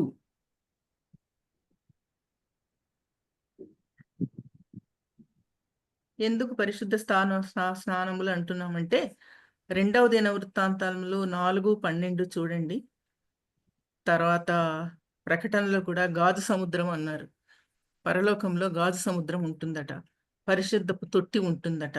అందుకని స్నానాలు ఇలా ఉండాలి, మన పరిశుద్ధ స్నానాలు ఇలా ఉండాలని భక్తులు రాశారు. ఆ స్నానాలేవో నంబర్ 1 కన్నీటి స్నానం. అంటే పశ్చాత్తాపం పొందినప్పుడు మనం కన్నీటి స్నానం చేస్తాం. స్నానం అంటే నిజంగా స్నానం అని కాదు, కన్నీటి ప్రార్థన. లూకా 7:38, లూకా 7:38 రక్త స్నానం, రక్షింపబడినప్పుడు కలిగే స్నానం, రక్త స్నానం. ఆదికాండం 49:11, ఆదికాండం 49:11 ఉదక స్నానం అంటే బ్యాప్టిజం, మార్కు 16:16 ఉదక స్నానము, మార్కు 16:16 ఆత్మ స్నానము, ఆత్మ స్నానము మత్తయి 3:11 అగ్ని స్నానము, అగ్ని స్నానము అపోస్తుల కార్యములు 2:3, అపోస్తుల కార్యములు 2:3 శ్రమ స్నానము, శ్రమ స్నానము హెబ్రీ 11:32, హెబ్రీ 11:32 మహిమ స్నానము, మహిమ స్నానము కీర్తన 45:8, కీర్తన 45:8 మరొకసారి చదువుతాను చూడండి. కన్నీటి స్నానము లూకా 7:38, రక్త స్నానము ఆదికాండం 49:11, ఉదక స్నానము మార్కు 16:16, ఆత్మ స్నానము మత్తయి 3:11, అగ్ని స్నానము అపోస్తుల కార్యములు 2:3, శ్రమ స్నానము హెబ్రీ 11:32, మహిమ స్నానము కీర్తన 45:8. వచ్చేసినాయి కదా 7. తర్వాత ధ్వజము, ధ్వజములు కాదు, నిమిషం. ఇప్పుడు నేను టైం అవుతున్నది, 5:30 అవుతున్నది. నేను రెఫరెన్స్లు మాత్రం ఇచ్చేస్తాను, మీరు అవి చదువుకుంటే మీకు నంబర్ వచ్చేస్తుంది, 7 నంబర్ వస్తుంది. మీకు తెలుసు కూడా ఇప్పుడు నేను చెప్పేది. ఇప్పుడు యెహోషువ 6:4 అని రాసుకోండి, మీకు తెలిసిపోతుంది అదేంటని. యెహోషువ 4:6లో ఎరికో గోడలు కూలిపోతాయి కదండి, 7 సార్లు తిరుగుతారు యాజకులు, 7 మంది యాజకులు బూర ఊత్తూ వెళ్తే 7, అక్కడ 7 సంఖ్య వచ్చింది కదా. తర్వాత నయమాను 2, నెక్స్ట్ నంబర్ మీరే వేసుకోవాలి. నెక్స్ట్ నయమాను, కుష్ఠరోగం వచ్చిన నయమాను 7 సార్లు యోర్దాను నదిలో మునుగుతాడు. 7 అక్కడ, అక్కడ కూడా 7 వచ్చిందా. తర్వాత నిర్గమ 23:11, నిర్గమ 23:11 ఏంటంటే ఇశ్రాయేలుకి ఒక ఆచారం ఉంది. 6 సంవత్సరాలు నేలను దున్నిన తర్వాత 7వ సంవత్సరం విశ్రాంతి దినము భూమికి కూడా ఇచ్చేసేయాలి, విశ్రాంతి. 7వ సంవత్సరం అది నిర్గమ 23:11లో ఉంది చూడండి. తర్వాత ద్వితీయోపదేశకాండం 15:13, ద్వితీయోపదేశకాండము 15:13లో ఏముందంటే బానిసను కొనుక్కుంటారు కదా, 6 ఏళ్ల పాటు వాళ్ళ దగ్గర ఉంచుకున్న తర్వాత 7వ సంవత్సరం వదిలేసేయాలి, విడుదల ఇచ్చేసేయాలి. అది 7వ సంవత్సరం వాడికి మంచి జరుగుతుంది అనమాట. అట్లా సునాద సంవత్సరం. ఎస్తేరు 2:16,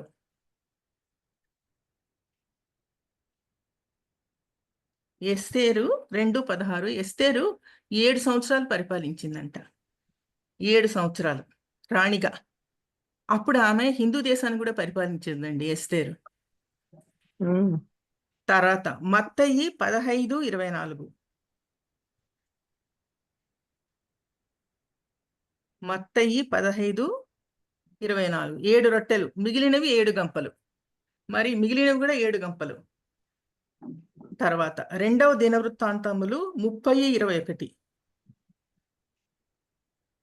2వ దినవృత్తాంతములు 30:21. రొట్టెల పండుగ 7 రోజులు చేస్తారట. పులియని రొట్టెల పండుగ 7 రోజులు అక్కడ. తర్వాత యోబు 2:13. యోబు 2:13. యోబు బాధపడుతుంటే ఫ్రెండ్స్ అందరు వచ్చి 7 రోజులు అతనితో పాటు బాధపడ్డారట. 2:13. యోబు 2:13. తర్వాత కీర్తన 119, 104. కీర్తన 119, 104. 7 మార్లు స్తుతించారు దేవుణ్ణి. 7 మార్లు స్తుతించారు. తర్వాత సామెతలు 24:16. సామెతలు 24:16. చాలా మంచి మాట అండి. నీతిమంతులు 7 సార్లు పడినను తిరిగి లేతురు. నంబర్ ఎంత వచ్చిందో నాకు గుర్తు రావడం లేదు. మరి 10. ఇవి 10, అంతకుముందు 14. ఏంది అక్క? అంతకుముందు ఇప్పుడు మీరు ఈ ధ్వజములలో చెప్తున్నది ఇది 10ది. విశ్రాంతుల్లో 7 వచ్చాయి అక్క. తర్వాత ఇప్పుడు చిన్న చిన్న రెఫరెన్స్ ఇచ్చింది. అవి 10 వచ్చింటాయి అనుకుంటా. అవి 10. అంతకుముందు మనం చెప్పుకునేది 13 ఏమో. అంతేనా? కాదక్క, 7 రాసుకున్నామండి. పరిశుద్ధ స్నానాలు 7. అదే 7 అనేది 13 హెడ్డింగ్స్ కదా. ఆహా కాదక్క, 21 హెడ్డింగ్ రాసుకున్నాం. 21 హెడ్డింగ్స్. 22ది. ఎన్ని ఉన్నాయి చూడండి 7లు. అంటే నాకు కనిపించినవి, నేను వెతుక్కున్నవి ఇన్ని ఇంకా ఉన్నాయో ఏమో నాకు తెలియదు. ఉంటే ఇంకా యాడ్ చేసుకుంటా. మీరు కూడా చదివేటప్పుడు ఇట్లా 7 అని వస్తే యాడ్ ఉంటూ ఉండండి. 7 సంఖ్యకున్న సంపూర్ణత్వం అంత ఉన్నది. అట్లాగే 70కి కూడా సంపూర్ణత్వం ఉందండి. 70 సంఖ్య. 70 రోజుల ప్రవచనము, 70 రోజుల ప్రవచనం అని కూడా ఉంది మనకు. నేను దాన్ని కూడా కొంచెం స్టడీ చేస్తున్నాను. ఎప్పుడైనా దేవుడు మనకు అనుకూలిస్తే అది కూడా చెప్తాను. ఎక్స్ప్లెయిన్ చేయడానికి వీలు లేకపోయింది, ఎందుకంటే అప్పుడే 5:30 అయిపోయింది. అందుకే నేను కేవలం హెడ్డింగ్స్ చెప్పి మీకు రెఫరెన్స్లు ఇచ్చాను. ఇది ఒక్కొక్కటి ఒక్కొక్క ప్రసంగం అవుతుందండి. అంతటి లోతైన చాలా లోతుగా మీరు మర్మాలన్నీ చాలా బాగా చెప్తున్నారక్క. మీరు ఎంత స్టడీ చేస్తున్నారో ఏమో కానీ దేవునికి స్తోత్రం. మరి ఎప్పటి నుంచి మీరు ఇంత డీప్ వర్క్ చేస్తున్నారో ఏమో. చాలా సంవత్సరాలు రిటైర్ అయినప్పటి నుంచి పని. దేవుడు మీకు ఇచ్చిన జ్ఞానాన్ని మాకందరికి పంచినారక్క. నిజంగా దేవునికి స్తోత్రము. చాలా సంతోషం. చాలా చక్కటి మర్మాలు తెలియజేసినారక్క. మరి సమయం అయింది. ఈరోజు సమయం అయిపోయింది. సారీ, ఎక్కువ తీసుకున్నా. పర్వాలేదండి, సమయం అయింది. మిగతాది ఇంకొకసారి కంటిన్యూ చేద్దాం దేవుని చిత్తం అయితే. మరి చివరి ప్రార్థన చేసుకుందాం అక్క. సరే, అట్లాగే. సర్వ